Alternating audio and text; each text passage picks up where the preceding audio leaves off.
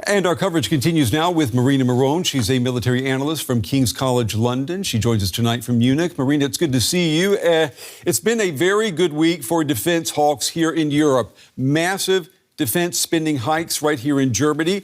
So what are they going to spend all that money on? Good evening, Brent. Likewise. Well, that's the question, actually. What is this money going to be spent on fundamentally? There are some talks about investing into infrastructure. However, there is no clarity in terms of what exactly will be purchased, what capabilities need strengthening. And I think it's a much broader topic about what role is Germany going to play within NATO and what kind of war should we be preparing for in the future.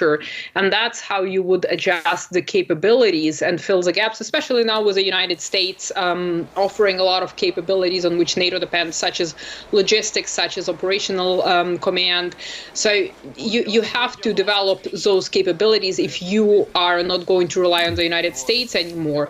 But the other question is how quickly can you turn that money into actual capabilities in terms of arms, but also what about the human factor? How do you get people to join the military? How do you get people to fight? And I think that question is much more difficult to solve, and it cannot be solved with just pouring money into it. Well, I mean, you pick up on the second question I was going to pose here. I mean, you'll agree with me that there is a new sense of urgency now because of acute doubts over the reliability of the U.S. defense umbrella. So is the answer to these doubts, is it simply throwing money at defense?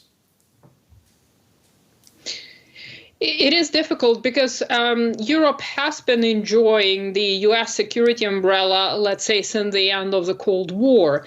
And the question here is, why hasn't anything been done? Why hasn't this been considered as a worst-case scenario that one day the U.S. will assume a position that is not necessarily pro-European, and then Europe will be left alone? So Europe has been sleepwalking, so to say, into this situation where now things need to be done quickly, but they cannot be done quickly because we know that the European Union plans to purchase domestically, excluding NATO members such as the UK and Turkey, for instance. And European industry, defense industry, is not even close to being on par with, say, the US defense industry. So I don't think that pouring money on it is going to solve those fundamental problems. And as I said, it's not just a problem of weapon systems, it's also a problem of manpower. Europe has identified Russia as the main threat. Are European militaries, are they even at a basic level ready to face that threat, speaking of manpower? Well, if we look at statistics, for instance, in terms of how much goes into the defense spending, when we compare the entire NATO bloc to Russia, NATO invests more, NATO has more, say, fighter jets. However, these are not the only determining factors. And the problem is we're seeing the war in Ukraine, and we're trying to project what a potential war against Russia would look like. And it looks like it will be a war of attrition.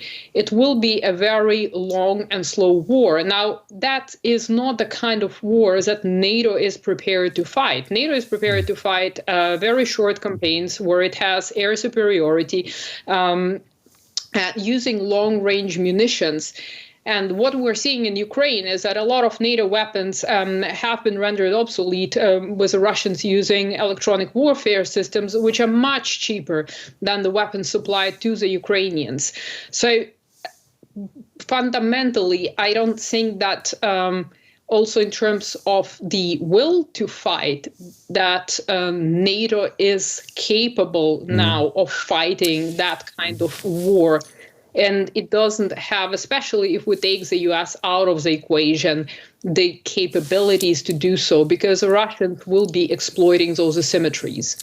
And if I'm understanding you correctly, Marina, what you're saying is if we had seen these types of spending hikes take place during the first Trump administration, we would be having a completely different conversation now, wouldn't we? Possibly. It depends on how it all is materialized and how it all is executed. For instance, when we're talking about the European defense sector, it means that European companies want to see long-term contracts signed by European governments. Mm-hmm. However, European governments are dragging their feet. So you have to completely change the mindset in order to prepare your country for defense. And I think the basic function of every government is to ensure a defense of its territorial jurisdiction.